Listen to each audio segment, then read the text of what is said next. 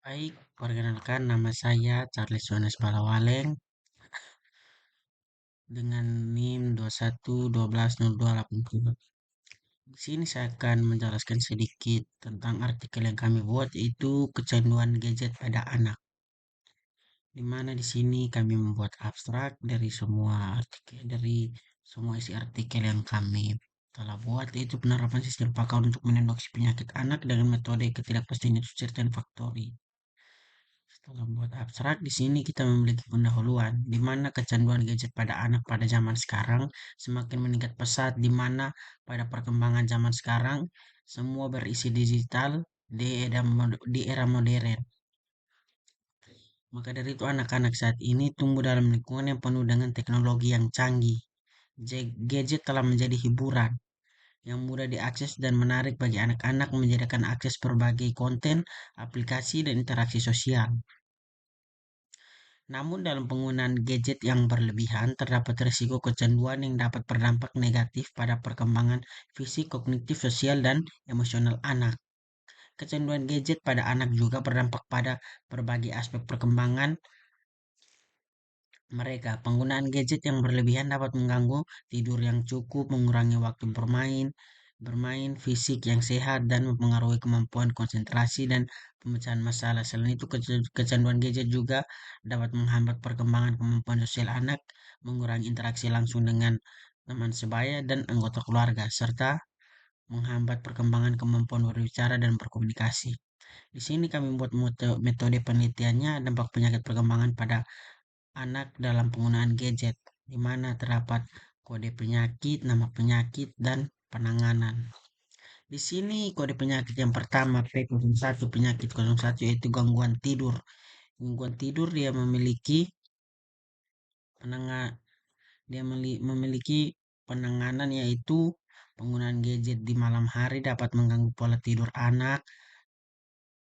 tidur anak-anak. Paparan cahaya biru yang dipancarkan oleh layar gadget dapat menghambat produksi melanium atau hormon yang mengatur tidur. Akibatnya, anak-anak mungkin mengalami kesulitan tidur. Di mana P02 atau penyakit 02 itu masalah penglihatan. Menatap layar gadget dalam jangka waktu yang lama dapat menyebabkan masalah penglihatan pada anak.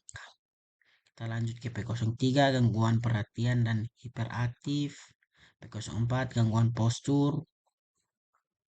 P05, P05, P06, P07, di mana berakhir di P08, yaitu gangguan perkembangan bahasa. Penggunaan gadget yang berlebihan dapat menghambat perkembangan dan kemampuan berbicara dan bahasa pada anak. Mereka mungkin memiliki kesulitan dalam memahami dan menggunakan bahasa secara efektif, mengganggu kemampuan komunikasi dan interaksi. Selanjutnya dari itu kita akan membuat tabel. Satu, yaitu tabel tentang kode-kode gejala atau nama gejala yang dibuat, yaitu kode 1 G1 kesulitan tidur, G2 insomnia, berlanjut sampai ke G36 yaitu perubahan berat badan. Ini gejala-gejala yang sering terjadi ketika penggunaan gadget yang berlebihan pada anak. Lanjut, setelah dari membuat tabel, di sini kita akan menampilkan gejala yang akan berelasi dengan penyakit yang disesuaikan dengan data yang tadi di atas, yaitu membuat rule, di mana if G01 atau gejala 01 dan gejala 02 dan gejala 03 dan gejala 04, yaitu penyakit 01 terdapat pada penyakit 01, yaitu gejala 1, gejala 2, gejala 3. Berlanjut ke role 2, yaitu gejala 6, gejala 7, gejala 8, gejala 9, gejala 10, gejala 11 terdapat pada penyakit, yaitu gejala pada penyakit 02. Yaitu penyakit 02 di sini tentang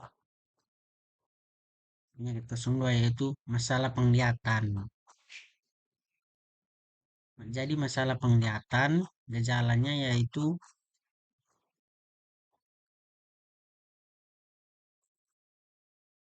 G06, Misalnya itu kesulitan melihat dengan jelas, mata merah atau kering, sering menggosok mata, sensitif terhadap cahaya, sering menyipitkan mata. Jadi itu gejalanya jika penyakitnya yaitu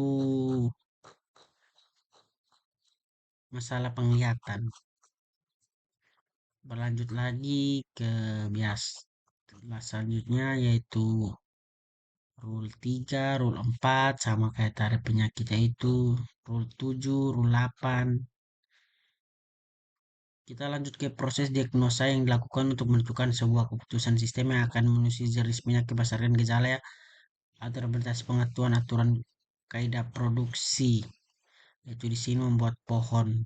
Faktornya di sini pohon faktor dari G28 kita turun ke G01, G02, dari G01 bisa ke G07, dari gejala 01 dia bisa merambat ke gejala 07 atau sama gejalanya dalam satu penyakit. G02 bisa ke 12, G04, G31, G06 bisa ke G16.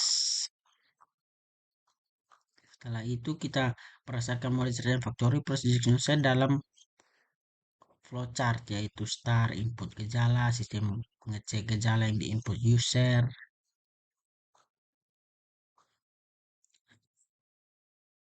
Ini flowchart penyakit merupakan sistematik untuk menggambarkan bagaimana jalannya program yang ditunjuk pada gambar nomor 3 yaitu ini gejala, input data, gejala, gejala, gejala, input penyakit, aturan, periksa.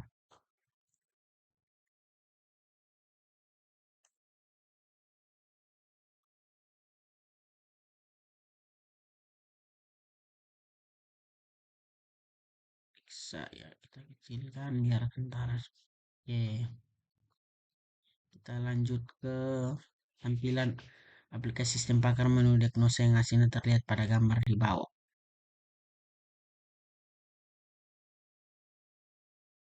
Ini contoh jika membuat aplikasi diagnosa, contohnya seperti ini.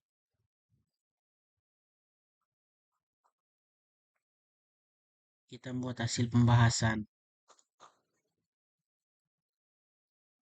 Dalam hasil pembahasan kita di sini ada tabel 4 yaitu gejala kesulitan melihat.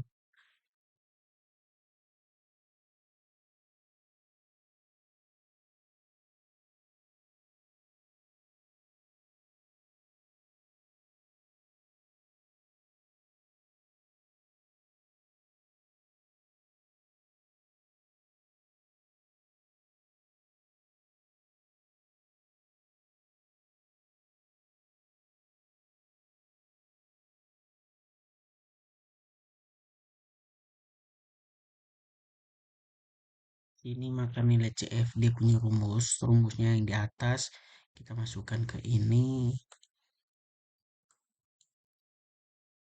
Jadi rumusnya ini